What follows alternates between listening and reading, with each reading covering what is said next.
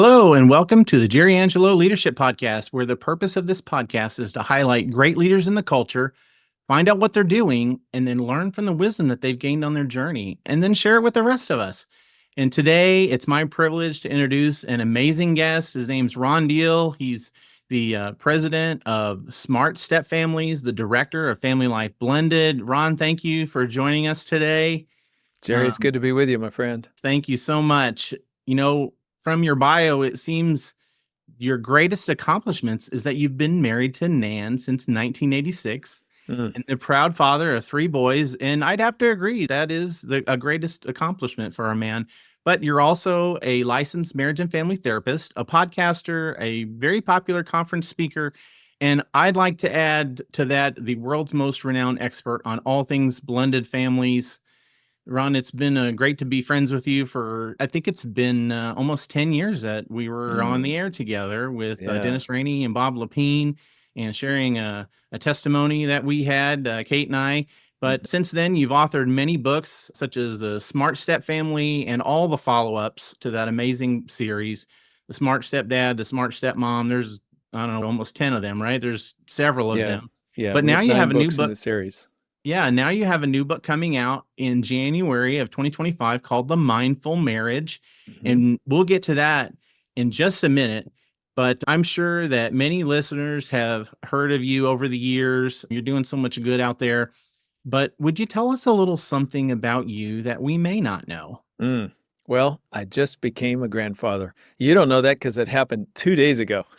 Congratulations. That's amazing. We are super, super excited. Our oldest son and his wife just had their first child. So this is new territory for Dan and I. We've been married 38, almost 39 years, and it's new space. And I got to tell you, it just is an incredible moment to see your son holding his son. To just watch that and to even take it in. And then there was the joy of being able to love on that baby and then leave. We didn't have to take it home. It wasn't ours to be responsible for 24/7. That's an amazing feeling, I have to tell you. That's right. I heard that the best lights you'll ever see are the tail lights with the grandkids. There you go. In the driveway. See you next time. Yes. Great visit. We love you, but it's time to go. So that's awesome. Congratulations. Thank you. Could you tell me 1 or 2 of your favorite life scripture verses? Maybe something that pops up and helps guide you on your journey of life, or something that keeps you in check. Well, some may know that my wife and I have a personal valley of the shadow of death story. Our middle son, Connor, passed away when he was 12 years of age.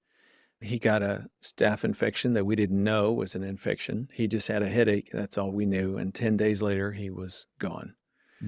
Now, we've been on this journey of parental grief for 15 years now and have found ourselves being able to pour into other people the way other couples poured into us. We're so grateful for that. We found one highlighted verse in Connor's Bible after he died, and it's Proverbs 3, 5, and 6. Trust in the Lord with all your heart and lean not on your own understanding. In all your ways acknowledge him, and he will make your path straight. Isn't that like the Lord to hide a gem like that in a time of turmoil? And I can tell you, grief is deep and wide and ugly, and it depends, of course, on the kind of grief. But losing a child is pretty ugly. To trust in God through our journey has been very, very difficult. In the beginning, you're just asking all kinds of questions about why. And, I had my younger son, who was 10 at the time Connor passed away, come to me about 2 weeks after the funeral and said to me, "Look, Dad, here on Connor's Caring Bridge website, we can see how many people were praying for Connor." And there was a number there. And he said, "Why did God let Connor die? Look at all these people who are praying for God." Those are the moments where you go, I don't have an answer for that. I mean, I literally looked him in the eye and said, I don't know, man. I'm going to have to get back to you about this because I don't know how to trust God with the outcome. When we thought prayer works a certain way, I now know my life has been recalibrated. My ideas of God and prayer and what it means to trust God in good and bad and hard, all of that has been recalibrated and changed about 1,000 degrees from where it was before Connor passed away. But this verse has become exceedingly real to me, Hmm. that trusting in God is not so much about my accomplishments or what I can control. That was one of my other recalibrations. I thought I ran the world. I just didn't know that I thought that I ran the world until Connor died. And then I realized I don't run anything. And I know we're going to be talking about leadership today. And I think this is lesson number 1 for leaders. You don't run anything. Hmm. You just think you do. You live with the illusion of control the same way I did. And we kind of tout ourselves and boost ourselves up and look at our accomplishments. And we can pretty quickly start going down a road of pride and not even realize it. But the truth is, we don't control anything. We don't run anything.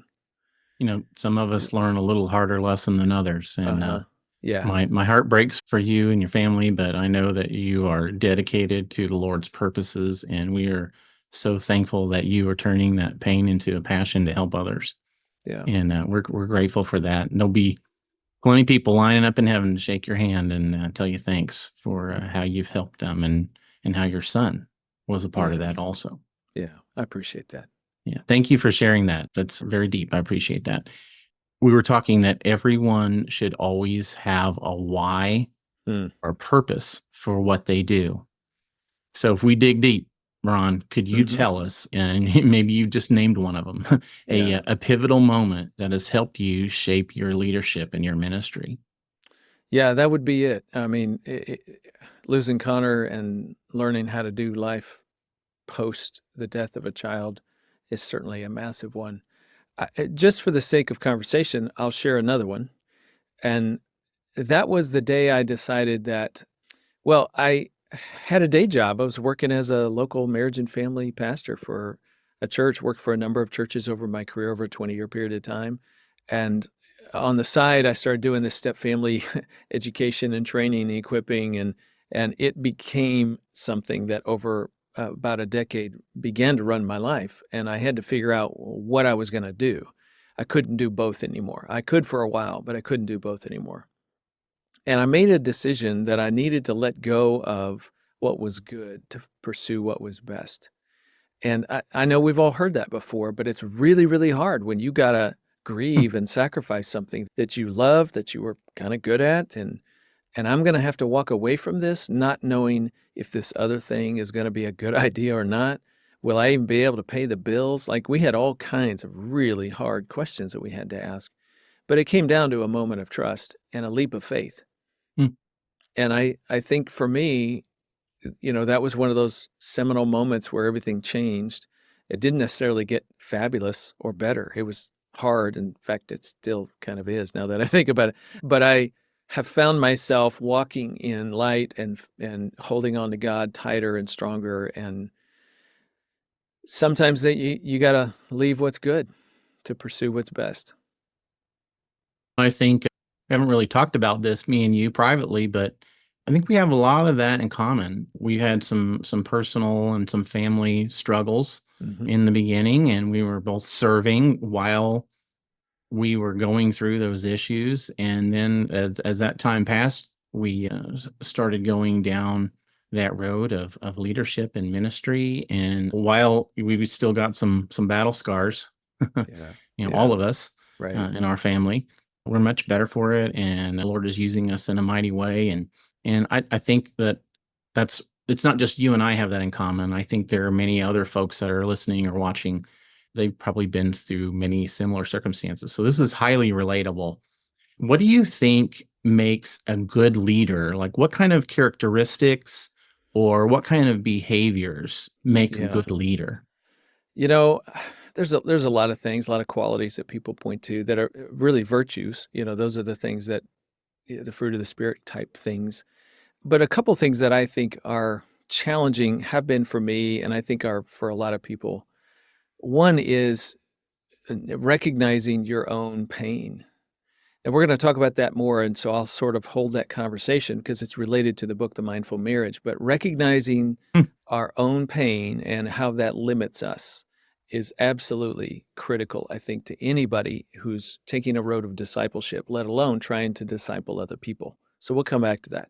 The other one that I think is really important is a teaching element that comes from Edwin Friedman's book, A Failure of Nerve, Leadership in the Age of the Quick Fix, which is family systems theory applied to leadership. And essentially, his main point is most leaders simply don't have the nerve to do leadership well. Leadership is not about a bunch of techniques where you learn 5 qualities for this and 20 qualities for that. By the way, that is what sells.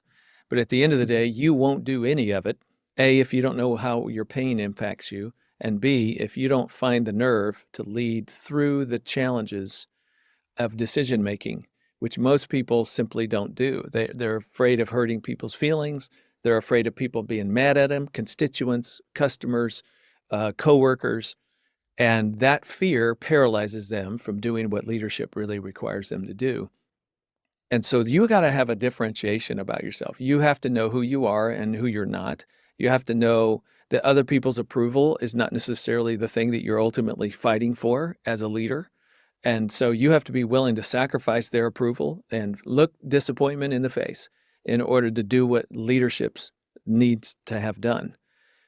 Otherwise, you will not make a necessary ending of something that needs to go. You will let it just live on, and you'll feed it and nurture it and care for it, thinking you can pull it out of the trash heap. And really what you should have done is killed it a long time ago. But your concern over how people are going to think about you when you make that decision is what keeps you from leading. So without nerve, you can't lead. And boy, that whole statement you got to do a lot of self-reflection. What is it about me that I don't have the nerve? Or I have the nerve when I'm behind closed doors, but when I walk out and I'm looking into the faces of people who are going to be upset with me, I don't have the nerve. What is that about? Chasing that is what will empower you to move beyond what paralyzes you.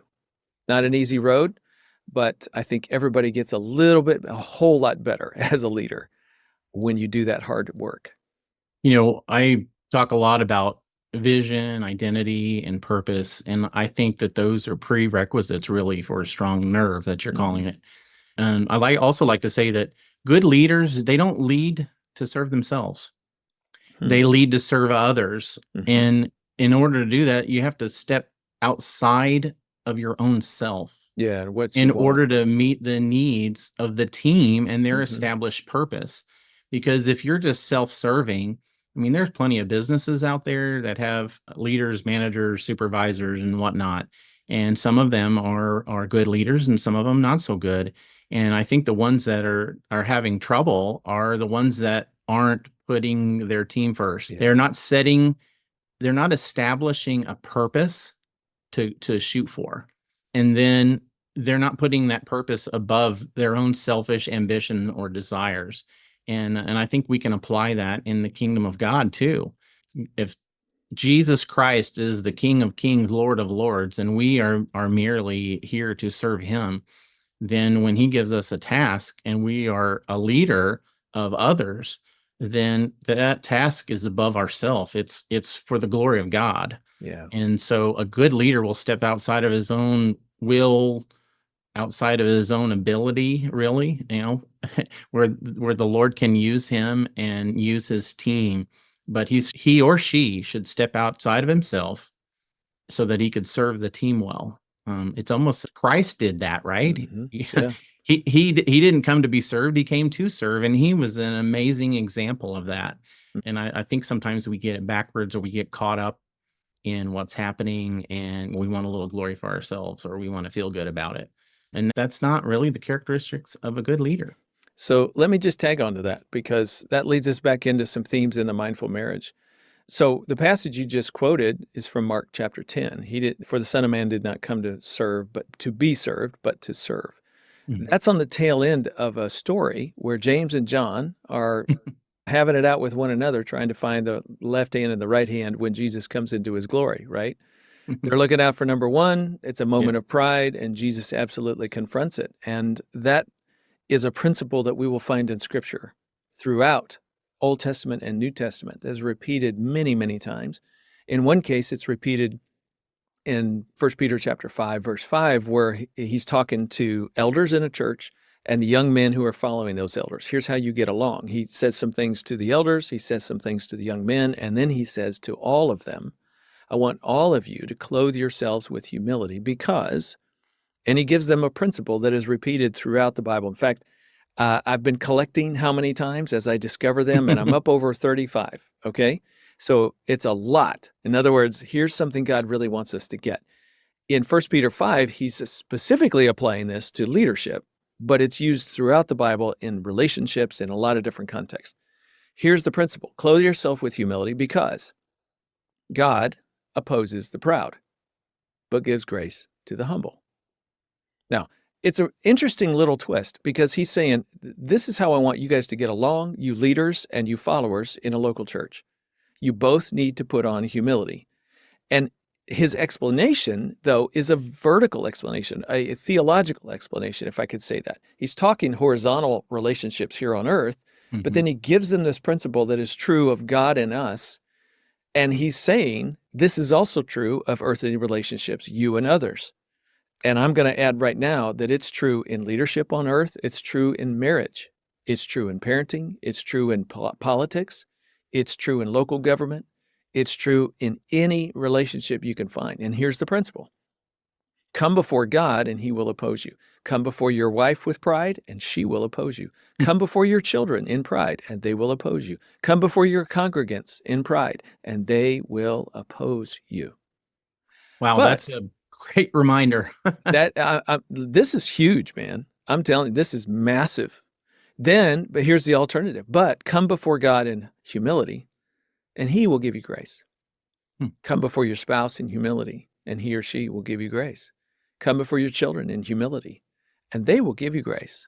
Come before your congregants. Come before your constituents. Come before, if you're president of the United States and running for office, come before the world, and they will give you grace if you are a humble person. But stand up in pride, and they will knock you down.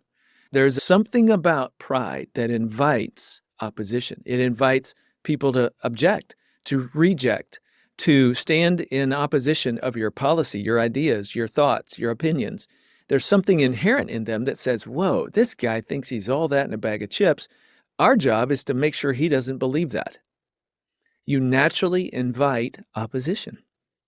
But do your work of putting on humility, clothing yourself with humility. Do your own work of looking at your heart, looking deep into who you are, and taking off your pride and being humble before God, first and foremost, and before the people you're dealing with, in relationship with. And you will notice that they soften quicker. You will notice they tend to have a loyalty to you. You'll notice that when you make mistakes, they'll have forgiveness. You'll be able to repair much easier, and they tend to follow. That's what grace does. It'll show itself in a lot of different manners, but grace just flows through the relationship because you did the work of humbling yourself first. I do not see anybody in politics today that leads with humility. Nobody. I see so many. What do we know about pride? Pride goes before the fall. That's an Old Testament proverb that repeats this same principle. God opposes the proud and gives grace to the humble. So when you set yourself up with pride, then all of a sudden you're just inviting people to knock you down and for you to go through a fall. How many big notable senior pastors have we seen in large congregations? Oh, especially recently. Tons of them. But this is not just about leading a group. This is about how you approach marriage. This is how you approach parenting. It starts with you first doing the hard work of putting on humility, which in and of itself, listen, I've been there, done that, prideaholic, okay? I had a season of my life where I just totally felt like I was running the world and I could do whatever I wanted to do and everybody just needed to go along with me. And my wife opposed me. And this book, The Mindful Marriage, is basically our testimony of how we screwed everything up and we did a lot wrong. And we had hard moments in our marriage and still do, by the way, but now we know why. And that's another part of the story. But it really, for me, the journey comes down to this humility piece. I had to finally look in the mirror and go, man, what is going on with me? Because I am essentially inviting my wife to oppose me at every turn. And that was my part of our mess. Nan had her own part. But for me, this is a daily journey. What does Ron, Micah say? this is so relatable to me, and I'm sure again the people listening here. One thing that you wrote that really grabbed my attention was you said that over the past decade there has been a surge of leaders of all kinds who lead from a posture of pride and arrogance, from politicians to executives to pastors. And there's an epidemic of pride at the top of many of these organizations, and it often leads to their downfall. And the public also falls of these leaders, especially when it comes to ministry, because that has destroyed and made people feel unsafe Right. within the church and at times with God. A lot of people they blame God for this, for their leaders that have led them astray. And Right. yeah, this is just a profound statement. Yep. There's so much selfishness wrapped up in the pride. There's so much, this is about me. It becomes about me. It may have started about serving. It may have started that way. I imagine James and John had a little bit of goodwill in their hearts when they were trying to barter for the left and the right. And by the way, notice what happened. So they're opposing one another. Wait a minute. I get second chair. No. I think I should get second chair. And then what does the story tell us in Mark 10? When the other disciples begin to notice, whoa, wait a minute, you guys think you get chairs 2 and 3, and what about the rest of us? Then they start opposing Contagious. James and John. It's contagious, right? The opposition just grows. That's what pride offers. This is when Jesus comes back and says, whoa, no, not in my kingdom. The secular leaders are going to lord it over everybody else, looking for what they get out of the exchange. Not you, not in my kingdom. In my kingdom, if you want to be greatest, then you got to be the least, right? Because, and then Jesus repeats this God opposes the proud principle, but he says it a little bit different way. Whoever exalts himself, that's the pride, will be humbled. And whoever humbles himself will be exalted. Same principle, just using a little bit different words. We know this is the character of Jesus. This is Philippians chapter 2. He humbled himself and became obedient to death. And by the way, what did Jesus get out of humbling himself? The passage goes on in Philippians 2. Therefore, God has exalted him. There it is. He humbled himself. God does the exalting. We don't do the exalting. God does the exalting. That's right. Our job is to serve and consider the needs of others above ourselves. That's the posture and the heart that sets a leader up to even be liked, let alone loved, but certainly followed. The grace just begins to ebb and flow back to the leader, who then is returning that in the form of leading on behalf of the people. That's the heart posture that we got to start with humility. Everything else is a virtue on top of that. But if you start with pride, it doesn't matter how well you communicate. It doesn't matter how well you intend to serve. It doesn't matter how great visionary person you are. Your vision is going to be opposed. Wow, that's awesome. I'm almost speechless, but not quite. And you can't run from those principles, right? You wrote, it's inevitable that prideful leaders are eventually rejected by their constituents. The time runs out on that. That's right. And that's their constituents, the congregants, shareholders, all because of arrogance. Pride will undo us. It's built on relationship, but humility invites a softening on those you lead. You're right. It's all about relationship. I say that all the time, and pride just kills that. It just kills it. It suffocates feeding a relationship. Let me connect it to one other concept that I'm hearing quite a bit about. Henry Cloud just released a book on trust. Okay, here's what's really fascinating to me. Trust is a byproduct of what humility offers to the relationship and the grace that is returned from the people who receive your humility. How do I know that? Well, Philippians chapter 2, again, Jesus puts on humility, becomes obedient to death, even death on a cross. Paul says, he starts that passage by saying, do like Jesus did. Don't consider just your needs, but consider the needs of others above your own. Okay, a quick little sidebar here. There's a guy named John Gottman who is widely considered one of the greatest marital researchers alive today, talking about marriage. A lot of stuff that happens in local church ministry is quoted from something John Gottman has done or written about. 25 years ago, he wrote a book about predicting divorce where he unpacked the four horsemen of the apocalypse. A lot of people have heard of these.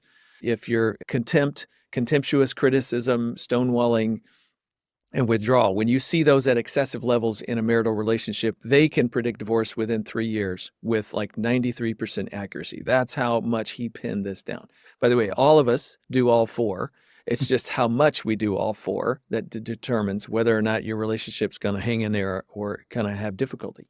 But what a lot of people don't know, because they've heard that quoted so many times that we repeat it, we talk about it, and what's stonewalling, we can get into all those details. But what a lot of people don't know is that 15 years after that book was written, he published another book saying we missed something. What did you miss, Dr. Gottman? Well, what we missed is what is the precursor to the four horsemen. There's something else happening in the relationship that when that thing shows up, then the four horsemen are predictable and they escalate. They're activated. Well, what's the thing that precedes them? Trust. He said we had to figure out what trust was, what it looked like in relationships. And so we did this massive study. And this book he wrote called The Science of Trust is like 400 pages and very deep and thick and lots of references, very scientific. He's got a whole chapter in there, how they operationalized what trust is so that they could measure it and record it and study it. And here's what they decided they settled on. After spending a whole lot of time kind of unpacking what trust is, they said it comes down to this. When you believe that the other person has your best interests at heart, when you're looking out for their interests, not just your own. Mic drop. That's Philippians chapter 2. Look after the interests of others, not just your own.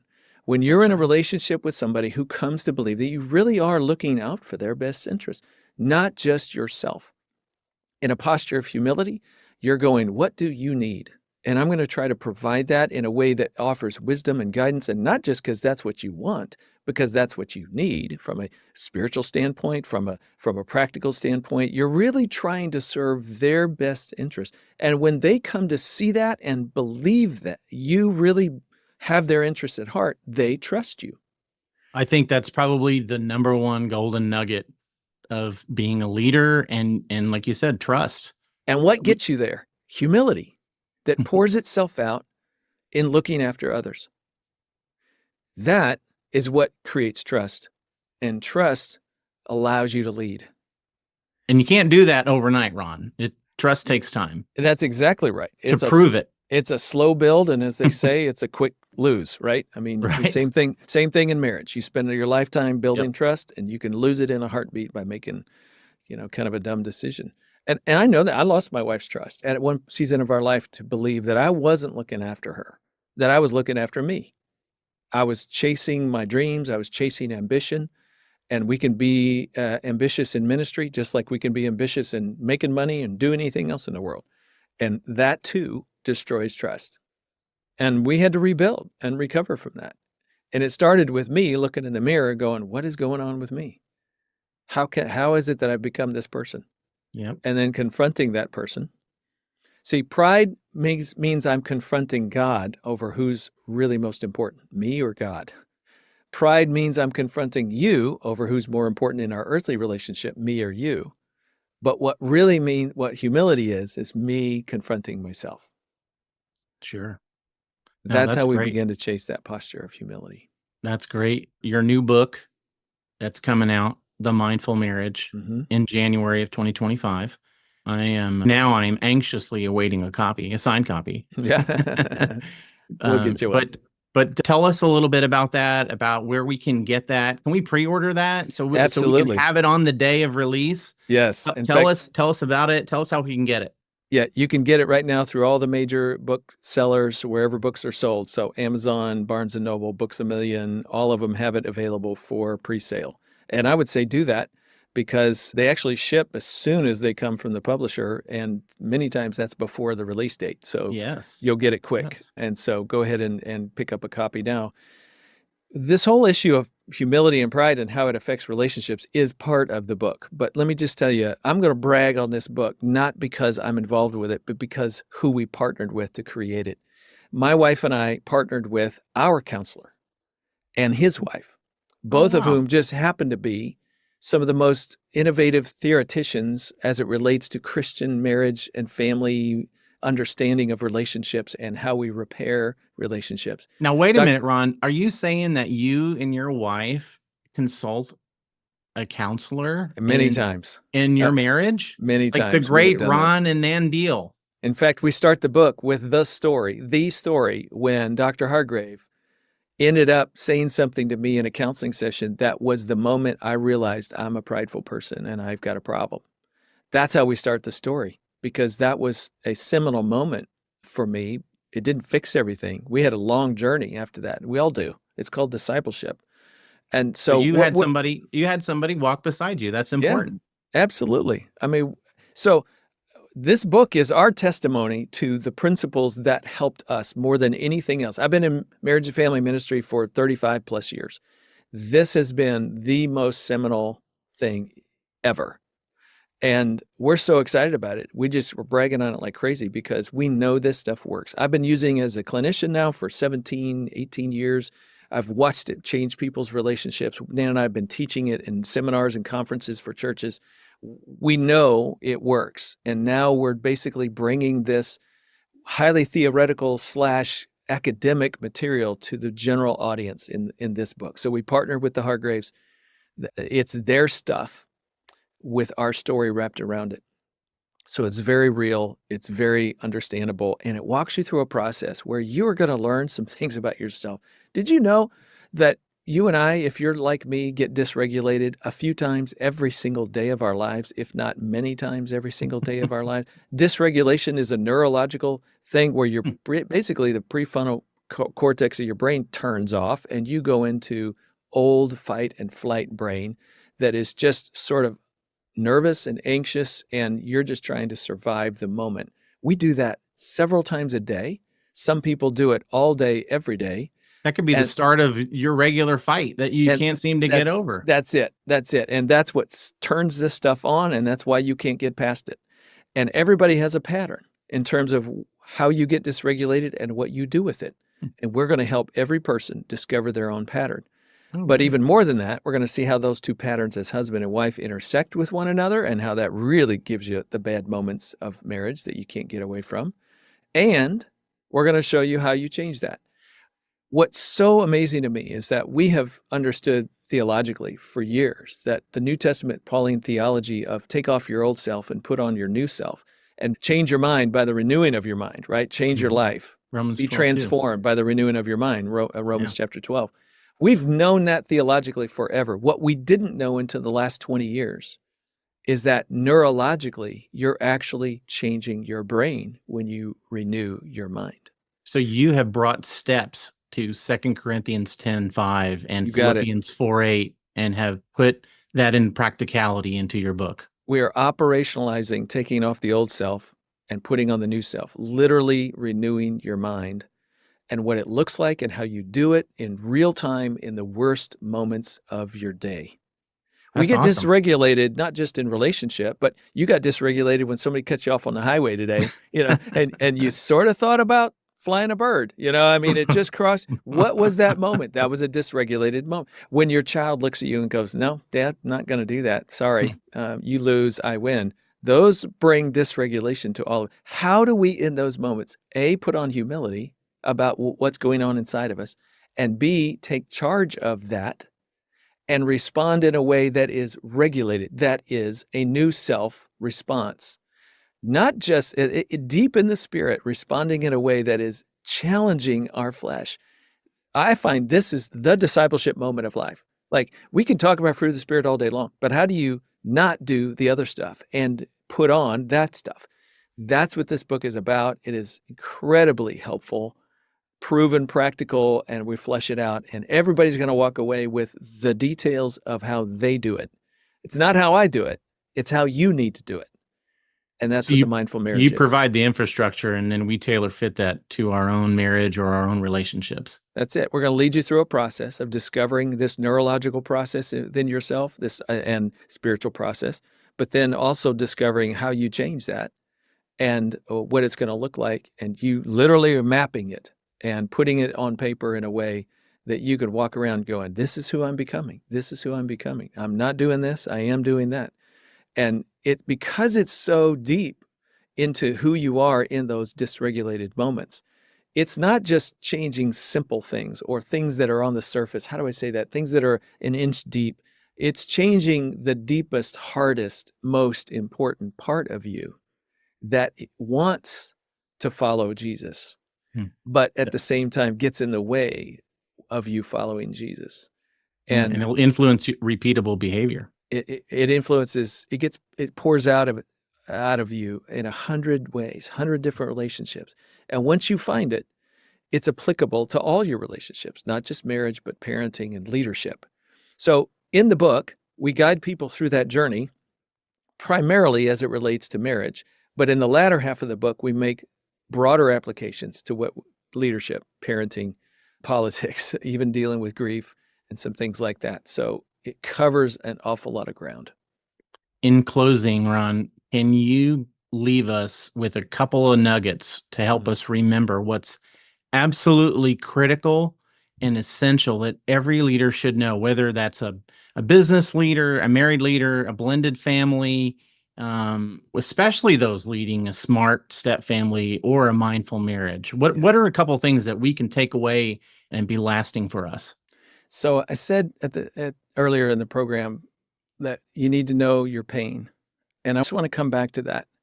I can't unpack that for you right now, but what I can tell you in discovering my own pain is this is the thing that comes up in almost every tough moment of my life, whether it's a leadership moment or a moment with my wife where I'm looking at her eyes and I just see disappointment.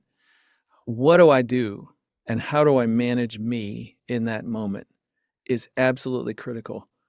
It's the pain I face when I have to make hard decisions, when I have to deal with people that report to me. It's the same pain. And until I know what that is, and I understand the narrative behind it and where it comes from and what it does in me neurologically, not just emotionally, but neurologically, then it's sort of like I'm going to lose 99 times out of 100 to that pain. But once you know what it is, and you know what the devil is that you're fighting, if you will, all of a sudden, there is something about being able to put words on it that steals the power. And then when you begin to say, and this is what I'm going to do instead of giving into that pain, then you're empowered. It brings peace. You literally move out of pain into peace. Now, that doesn't mean you don't have any more hard moments. It never means I will be dysregulated from moment to moment the rest of my life, but it lasts about a second instead of 5 days. It doesn't have time to become destructive to my relationships because I know what to do with it and where to put it, and how to manage it. And that is incredible. That's awesome. Discovering that pain is worth everybody taking the time to find out what it is. Having that awareness and being able to identify how you can manage that is very empowering. And that's when that leader needs to step up and have that nerve and go, we're not going to let this conquer us. Yeah, it's good. Ron, I love it. That's all the time that we have today. I'm so thankful for you. You're such an inspiration to me and so many others. And we truly love you and the work that you're doing for the kingdom.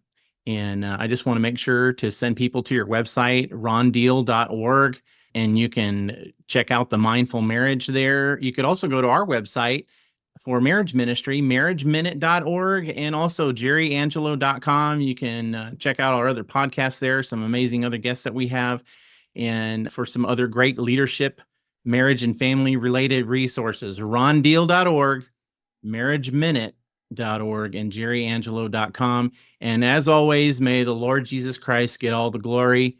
Thank you, Ron. Until next time, blessings, my friend. God bless.